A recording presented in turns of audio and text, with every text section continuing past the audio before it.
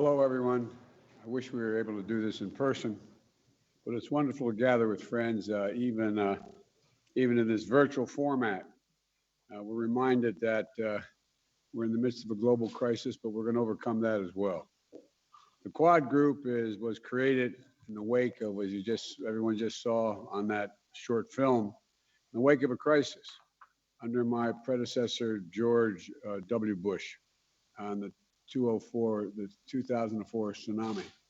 I remember later, Mr. Prime Minister in Japan going and visiting the aftermath of that. It was devastating what you all went through.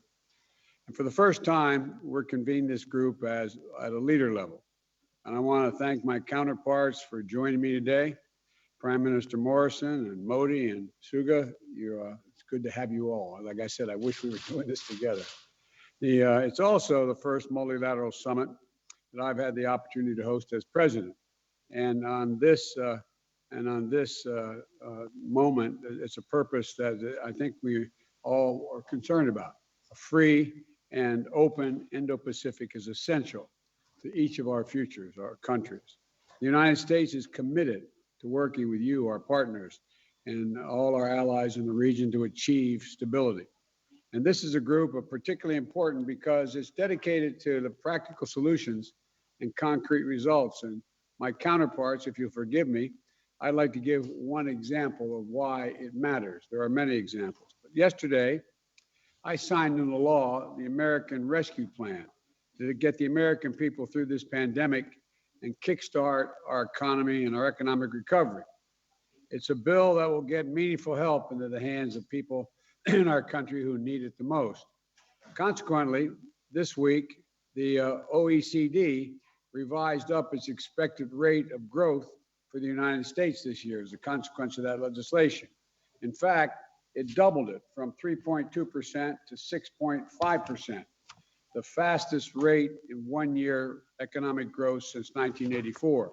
And it's critical because the OECD also predicted that the United States economic growth, fueled by the ARP and increased vaccinations, will be a key driver in global growth this year, and our trade partners benefiting around the world as a consequence. But to get this right, we all have to focus on generating domestic demand and driving sustainable global growth. And we're launching an ambitious new joint partnership that is going to boost vaccine manufacturing and for the global benefit and strengthen vaccinations to benefit the entire Indo-Pacific. We're establishing a new mechanism to enhance our cooperation and raise our mutual ambitions as we address accelerating climate change. And we're renewing our commitment to ensure that our region is governed by international law, committed to upholding universal values and free from coercion. We've got a big agenda ahead of us, gentlemen, as you well know, but I'm optimistic about our prospects. The Quad is going to be a vital arena for cooperation in the Indo-Pacific, and I look forward to working closely with all of you in the coming years. And now, Prime Minister Modi, I'm kicking it over to you. And again, it's great to see you. Your Excellencies, President Biden, Prime Minister Morrison, and Prime Minister Suga, it is good to be among the friends. I thank President Biden for this initiative. Excellencies, we are united by our democratic values and our commitment to a free, open, and inclusive Indo-Pacific. Our agenda today, covering areas like vaccines, climate change, and emerging technologies, make the Quad a force for global good.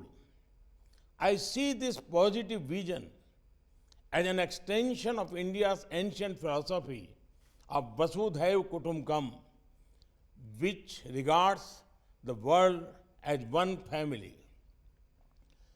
We will work together closer than ever before.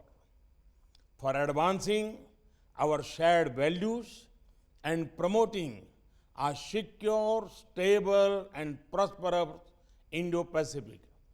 Today's summit meeting shows that Quad has come of age. It will now remain an important pillar of stability in the region. Thank you. Thank you. Next. Prime Minister Morrison. President Biden for this wonderful initiative and bringing us together.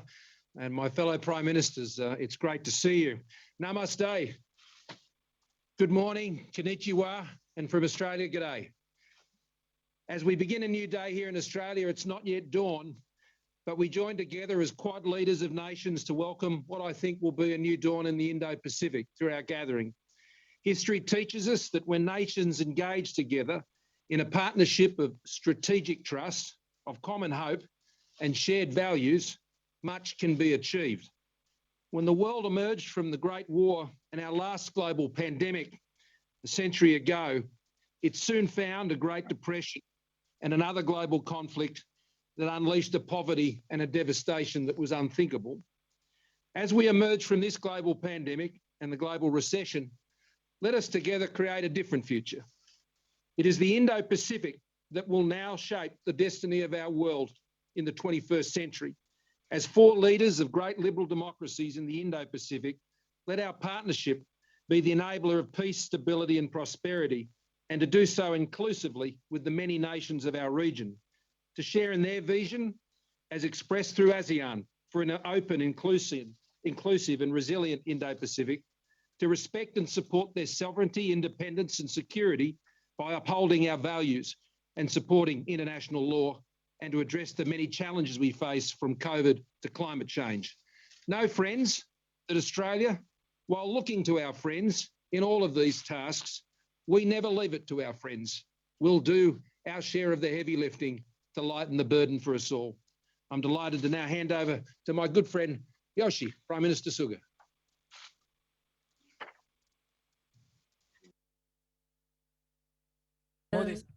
Mr. Modi and ScoMo, it is a great honor to realize the Japan, Australia, India, US Leader Summit with all of you working together to realize a free and open Indo-Pacific.